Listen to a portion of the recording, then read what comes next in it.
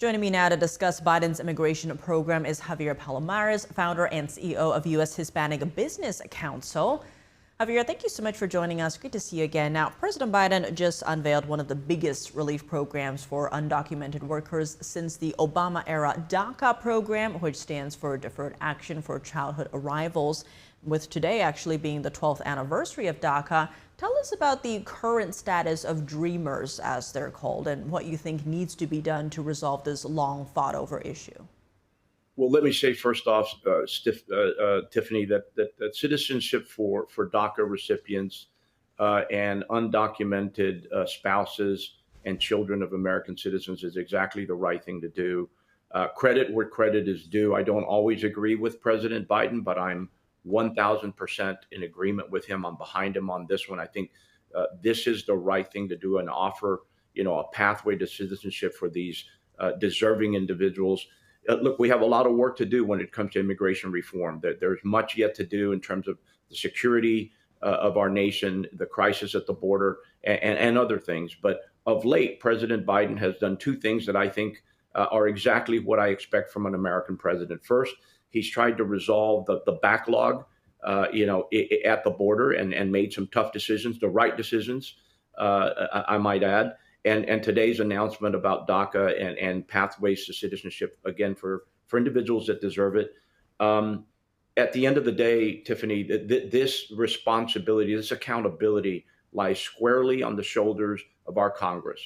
Executive actions, presidential maneuvers are not the solution. They never have been. They never will be. At the end of the day, we need our members of Congress on both sides of the aisle to quit politicizing this issue, to work together for the betterment of the American people and certainly the American economy. Only Congress can pass immigration reform.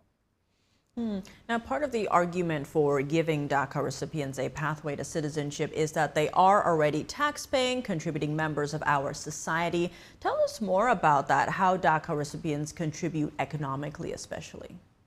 I'm so glad you mentioned that, Tiffany. Right off the bat, 90% of DACA eligible people are employed. In fact, DACA recipients have a better employment rate than their native-born counterparts, than American-born individuals. Their native-born counterparts have a 77% employment rate compared to a 90% employment rate among DACA recipients.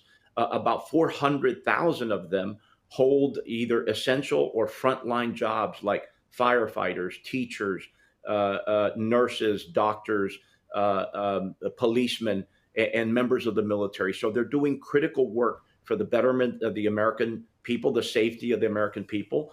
When it comes to taxes, they pay a little over $9.5 billion in taxes, about 6.5 in federal taxes, and another $3 billion or so in state and local taxes. So they're paying their taxes, they're earning their way, they are employed, they're critically working, in jobs that truly matter for our nation.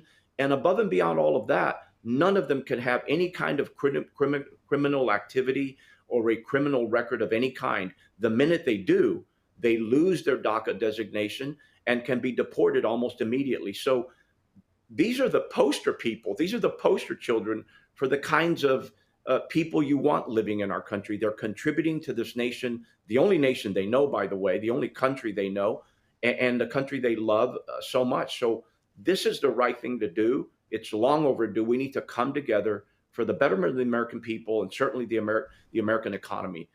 Giving DACA recipients a pathway to citizenship is absolutely what the doctor ordered.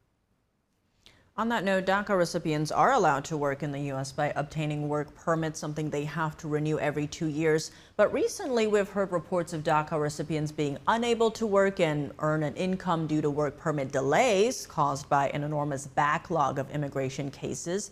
How widespread is this type of issue? What are some of the other challenges DACA recipients face working in the U.S. legally? Yeah, sadly, the backlog has gotten to a critical situation. There are more than, I believe, 4 million backlog cases. And so the process, as you can imagine, has bogged down. I hear about this practically every day. Either companies or individuals themselves that are reaching out to our association saying, listen, we're in a bad way. We need the workers. They want to work. They're incredible at the job they do. We want them here, but their work permit is about to expire. Their visa is about to expire. They're going through the process, but they're already being told that it's going to be months, maybe years, before they can renew their permits to continue to work. In the meantime, they're unemployed, and they don't want that. Our companies don't want that. Our economy can't afford that. We have a number of challenges, particularly when it comes to the renewal and their ability to continue to work. That's all they want, is to continue to work legally, continue to pay their taxes, and continue to contribute to the American economy. So I'm hopeful, again, that Congress will find a path forward and find a way to identify these individuals, give them the relief they need and the relief the American business community needs. Now, on the flip side, DACA has been ruled unlawful twice over the past 2 years, first by the U.S. Court of Appeals for the Fifth Circuit, and then again last year by a Texas district court. Now, since its inception, it has been a highly politicized issue with both sides resistant to compromise. Why do you think it's such a politicized issue? How do we move beyond that? I can't answer as to why, but clearly it has been politicized and to the detriment of the American economy. Look at it this way, Tiffany. Right now, there are a little more than 8 million unfilled jobs in America. And there are about 6 million Americans looking for work that are capable and legally can get work. So if all 6 million of those Americans looking for work got a job tomorrow, we'd still have 2 million unfilled jobs in this nation. And that's where immigrants come in. They are the ones cleaning that room in the hospitality industry, roofing that house in the construction industry, putting that piece of equipment together in the manufacturing industry, harvesting that crop in the agricultural industry, and the list goes on. To demonize these individuals is not only disingenuous, it's absolutely wrong. It's an insult to the American voter. At the end of the day, if you added up all of the DACA recipients, all of the spouses, undocumented spouses of American citizens, and all their children, they would equate to just about 1 million people total.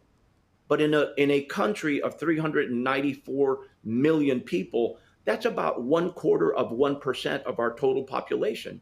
So the demonizing has to stop. The fear mongering has to stop.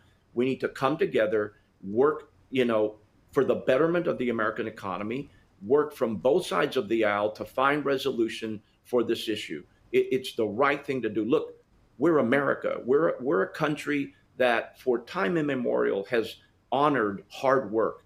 We have honored our commitments.